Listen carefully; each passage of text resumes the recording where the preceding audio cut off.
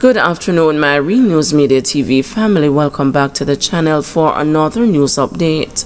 And in the news this afternoon, man out on bail fatally shot by police in Montego Bay.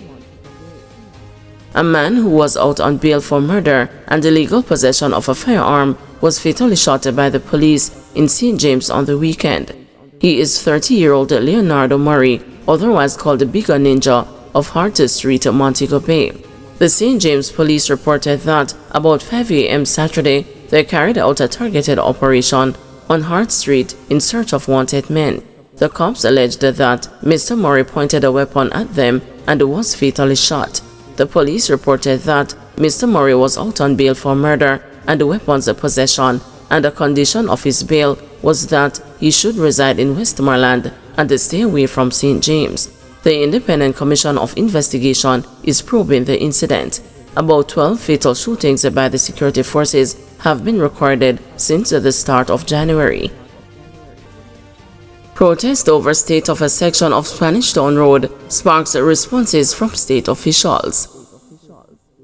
West Kingston Member of Parliament Desmond McKenzie has responded to pleas from taxi operators for the immediate fixing of a broken sewage main in the vicinity of Denhamtown Police Station on Spanish Town Road.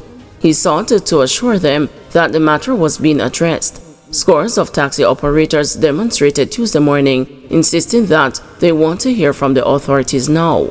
They pleaded with the authorities to take into consideration the children who attend the Edward Siaga Primary and Infant, as well as the Tivoli Gardens and the Denhamtown High Schools.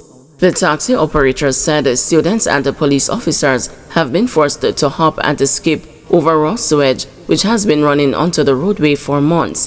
The frustrated taxi operators, who blocked a section of Spanish Town Road demanding swift action, said that the issue has become worse. Another taxi operator, Sheldon Harrison, who plans the Chisholm Avenue to Downtown route, said that the road is a health hazard. The operators say they have been heavily ticketed for breaking the traffic light at the intersection. Respect the school, man. See the school, respect it. If you don't respect we as motorists, respect the school, man. This is from November to December. Now it's January, a new year. Yes. We should be having something new. We like see them all. Come on, man. We can't go on forever with this. And this is an election here, and when they come see them come, so they want to vote for them. We not vote.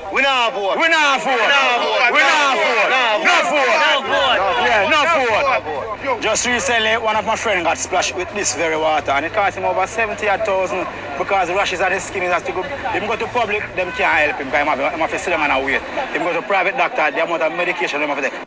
Mr. Mackenzie told the news in response that he's in dialogue with the NWC and that some remedial work is expected. But he said extensive work is required to rectify the broken sewage system. The demonstration, I am not in any way upset because I know the concerns are real. The work is going to take some time because there are extensive blockage across the constituency. The sewer system is old and it is antiquated, and it is creating problems not just there but right across sections of the constituency. And work has started in certain sections to deal with the problem, so they're moving now to another section, and this section now will include the one in front of the Denhamtown Police Station. Emergency work did commence on Tuesday to repair the collapsed drain in the vicinity for the Denhamtown Police Station along Spanish Town Road. Minister with responsibility for water, Matthew Samuda, said this was part of the National Water Commission's work on the Downtown Kingston Wastewater Improvement Project. The project is being undertaken to deal with the problem of sewage seeping onto the roadways, affecting residents, businesses, and motorists. Mr. Samuda said this next phase will focus on Spanish Town Road, particularly the stretch between Denhamtown Police Station and the entrance to Coronation Market. We have been working with residents on constantly clearing blockage in and around the area to ensure that we are able to bring about resolution for residents. Now behind me is the initial work, which will see some emergency repairs to the surface to allow for free flowing of traffic. But we'll also, as of today, be breaking ground between Beeston Street and Water Street on 580 meters of replacement pipeline which will see 12-inch PVC pipe being relayed to remove the old asbestos pipes which have collapsed along this area. Prime Minister Andrew Holness also commented on the matter, disclosing that repairs to the sewage system along Spanish Town Road is a precursor to the multi-billion-dollar work to be undertaken to rehabilitate the entire stretch of Spanish Town Road. For us to repair the road, we have to repair first the sewage. So there is a contract that is about to be effected on that intersection, but it will affect the entire Spanish Town Road. And once we have solved that sewage problem, then the plan is, we have already scoped it, it is going to cost us $60 million to repair Spanish Town Road, to bring it up to the standard that it was when it was Spanish Town Road. In other words, we would create the corridor. So the corridor would be from Mandela Highway off, coming all the way down into West Kingston. And so that is there.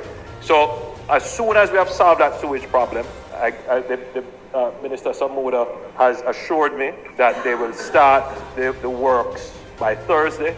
It will take a few months to solve, but as soon as that is done, then we'll move on to the actual repair of Spanish Town Road. Opposition calls for probe of Southern Coastal Highway construction. Opposition parliamentarian Fitzjackson wants a probe into the construction of the Southern Coast Highway, which runs through St. Thomas. The roadway has been plagued with issues ranging from collapsed sections to substandard base material. Currently, the main contractor, China Harbour Engineering Company, is undertaking works to repair the sections which were affected. Mr. Jackson, who raised the matter in the House of Representatives on Tuesday, said that the issues need to be properly ventilated to avoid a recurrence. That St. Thomas Road, it requires special investigation. There need to be a special investigation in what happened on that St. Thomas corridor for a newly constructed road. Why, Mr. Prime Minister? It is not to embarrass anybody, but to make sure it don't happen again. Because road construction and road repair will be a permanent activity. So we don't want it to repeat. And that's why it must be investigated thoroughly and impartially so that we don't repeat that error. In response, Prime Minister Andrew Holness expressed his own dissatisfaction with the roadworks and said he had raised the concerns with the entity responsible for the management of the road. Mr. Holness said that much of the damage were caused by leaks to water mains.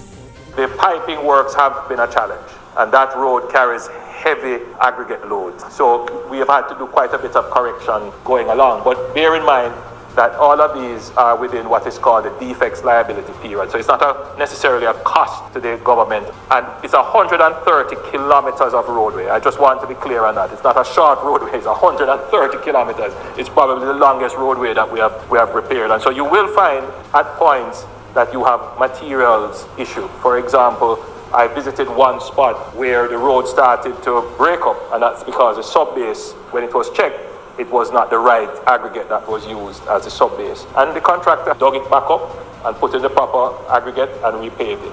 At the end of it, the entire surface will be even and it will be a long-lasting surface before the full road is handed over. Guys, thank you for watching. See you this evening at 6 p.m. for another news update.